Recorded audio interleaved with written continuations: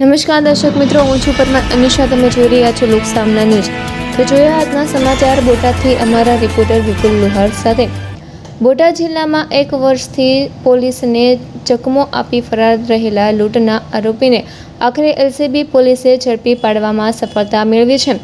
રાણપુર તાલુકાના અવળ ગામે દંપતી પાસેથી સોનાના દાગીના, રોકડ રકમ અને મોબાઈલ સહિત 1,40,000થી વધુના મુદ્દામાલની લૂંટ કરીને ફરાર થયેલા આરોપીને પોલીસે ઝડપી પાડી કાયદેસરની કાર્યવાહી હાથ ધરી છે.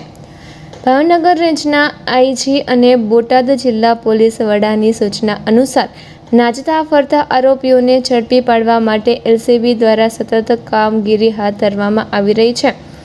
તે દરમિયાન રાણપુર પોલીસ મથકમાં નોંધાયેલા લૂંટના ગુનામાં છેલ્લા 1 વર્ષથી ફરાર રહેલા આરોપી અંગે ચોક્કસ બાતમીના આધારે એલસીબીની ટીમે ગોઢાવડા ચોકડી વિસ્તારમાં વોચ ગોઠવી તેને ઝડપી પાડ્યો હતો.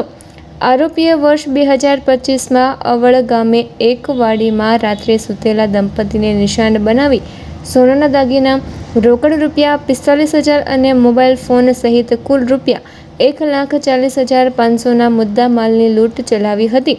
ઘટનાના બાદથી આરોપી સતત ફરાર હતો. એલસીબી ઇન્ચાર્જ પીઆઈજી એમ પાવરાના માર્ગદર્શન હેઠળ પોલીસે આરોપીની ધરપકડ કરી વધુ તપાસ અને કાયદેસરની કાર્યવાહી હાથ ધરી છે. તો ફરી મળીશું એક નવા સમાચાર સાથે. ત્યાં સુધી જોતા રહો લોકસામના ન્યૂઝ.